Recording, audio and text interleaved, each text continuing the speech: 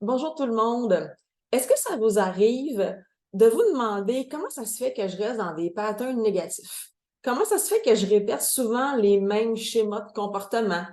Euh, que vous vous dites, par exemple, que c'est difficile de changer, que ce soit au travail, en amitié, en amour. Je t'explique ici 4 raisons qui font que oui, c'est normal que tu restes dans des patterns qui ne sont pas idéaux pour toi et que tu puisses trouver ça difficile parfois de changer.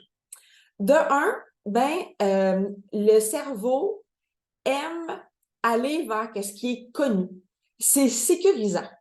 Même si dans une situation qui n'est pas optimale pour toi, puis qui, franchement, même serait négative, néfaste pour toi, ça demeure quand même du connu. Et l'inconnu peut faire peur. Même si tu sais que c'est pour aller vers quelque chose qui serait probablement mieux pour toi, naturellement, tu vas chercher à revenir vers des situations qui sont connues parce que tu peux contrôler le connu. En fait, tu as l'impression d'avoir du contrôle sur le connu et c'est ça qui est sécurisant pour toi. Alors, quoi faire dans ce temps-là pour pouvoir oser aller vers l'inconnu? Je te dirais, idéalement, fais-toi coacher. Ça va vraiment t'aider. Même si la coach ou le coach a des notions en hypnose, c'est encore plus aidant parce qu'elle va pouvoir aller jouer au niveau de ton inconscient qui a, lui, des croyances limitantes, des peurs qui peuvent faire en sorte que ça t'empêche d'avancer. Maintenant, par toi-même, te rappeler des moments où est-ce que tu as fait preuve de courage, où est-ce que tu es allé vers quelque chose, justement, où est-ce que c'était de l'inconnu pour toi, puis ça l'a réussi. Rappelle-toi ces moments-là pour pouvoir cultiver des éléments qui vont dire, OK, si j'ai déjà été capable de faire ça, je vais être encore capable de sortir de ma zone de connu, puis d'aller vers quelque chose que peut-être me fait peur. Et les moments où est-ce que tu as fait preuve de courage, ils sont encore là, sont ancrés à l'intérieur de toi. Et on en a tous du courage. Tu sais, juste le fait de venir au monde, là, sérieux, sortir de l'univers réconfortant et sécurisant du vent de notre mère avec la chaleur du liquide amniotique, puis tout le fait qu'on est, dans le fond, on est nourri, on respire, tout ça grâce à notre maman. Ça prend du courage pour pouvoir sortir de là et aller voir qu'est-ce qui se passe dans le vrai monde, puis d'être curieux. Ça aussi, tiens, la curiosité peut être un élément qui va t'aider à aller vers quelque chose que tu connais pas. Avoir la curiosité d'aller sonder qu'est-ce qu'il y a au-delà de ce que je connais. Ensuite, la deuxième chose, c'est que le cerveau aime les émotions négatives.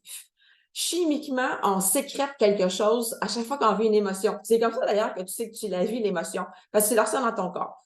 Et ton cerveau aime nettement mieux la chimie qui vient avec des émotions négatives. Ce qui fait qu'il va chercher à aller recréer ça. Puis bon, tu sais, c'est pas top pour toi, on s'entend. Donc, de cultiver des émotions positives, ça va t'aider dans ton processus de changement. Puis là, peut-être que tu me dis, moi, je vais faire ça comment, moi, cultiver des émotions positives.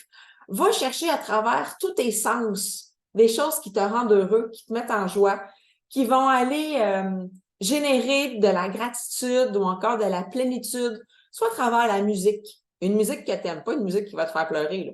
Une musique qui va te faire danser puis qui va te ramener peut-être dans des bons souvenirs. Les odeurs aussi. L'odorat, c'est le sens le plus archaïque. Donc, c'est associé à des souvenirs. Peut-être l'odeur d'une soupe poulet qui cuit ou encore des biscuits au chocolat. Ça peut être aussi des odeurs de nature. Tu sais, le gazon fraîchement coupé, l'odeur de la nature après la pluie. Ce sont des choses qui vont te permettre de générer des émotions positives et qui vont t'aider donc à sortir des éléments négatifs, des émotions négatives que ton cerveau aime tant, puis qui fait que tu restes dans des patterns de vie qui ne te conviennent pas tout le temps. Autre chose, le cerveau, c'est une petite bestiole qui aime les habitudes. Donc, ça aussi, c'est quelque chose qui fait que ça peut être plus difficile des fois pour toi de changer. Puis tu te demandes comment ça se fait que tu restes dans des patterns de vie qui ne te conviennent pas, comme je te dis, au travail, en amour ou encore avec tes amis, parce que ton cerveau va chercher l'habitude.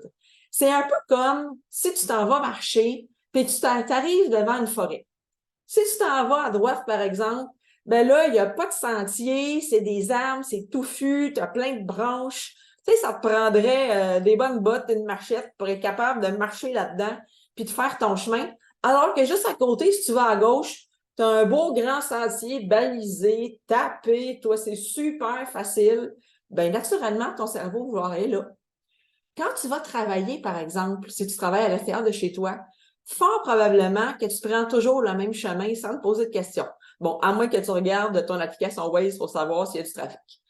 Mais de façon générale, tu vas toujours prendre le même chemin. Quand tu vas voir des gens que tu aimes, quand tu vas voir ta famille, par exemple, quand tu vas faire tes commissions, tu prends toujours le même chemin.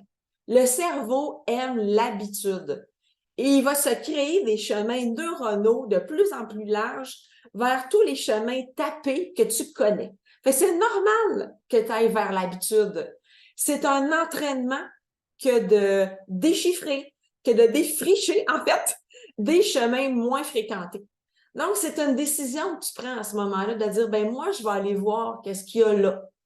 Tu peux commencer à le faire, ne serait-ce qu'en changeant l'ordre des choses que tu fais le matin quand tu te lèves, par exemple.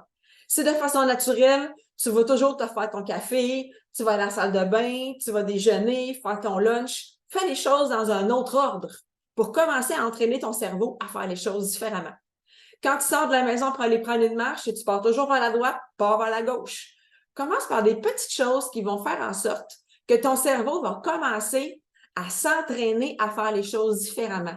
Et ensuite, ben, dans les schémas comportementaux que tu veux changer, ça va devenir un peu plus facile. Puis vas-y à petite bouchée, là, un pas à la fois. Pense pas que tu vas tout changer demain matin. Mais pour pouvoir aller mieux dans ce que tu veux changer, ça serait quoi la première chose que tu mettrais en place pour que tu puisses le faire différemment? Quatrième élément qui fait que tu répètes tout le temps les mêmes patterns, c'est ce qu'on appelle dans le jargon les gains secondaires. C'est qu'en quelque part, il y a toujours un avantage à ne pas changer. Un avantage qui peut être inconscient. Est-ce que tu protèges ton ego, par exemple, en ne changeant pas? Est-ce que dans ce que tu as comme problématique, tu attires l'attention, tu attires la pitié des gens? Tu te dis, ben, ils vont prendre soin de moi. Tant et aussi longtemps que je suis dans ce pattern de vie-là, ben, les gens viennent à moi. Mais viennent-ils à toi pour les bonnes raisons, par exemple? C'est la question que j'ai envie de te dire aujourd'hui. Peut-être pas. Puis dis-toi qu'à un moment donné, les gens vont se tanner, que tu répètes tout le temps les mêmes trucs négatifs, puis à la longue, ils vont s'éloigner de toi. Je parle par expérience. Donc, regarde qu'est-ce qui est là pour toi, qu'est-ce qui fait que dans le fond, tu ne veux pas vraiment changer. Une fois que tu vas l'avoir identifié, ben, tu vas pouvoir te dire, OK, ça me sert vraiment pas, puis je vais le mettre de côté.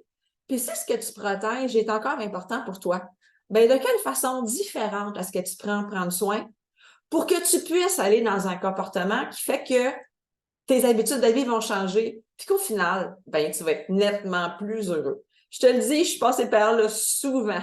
Alors, je sais vraiment de quoi je parle. Ciao!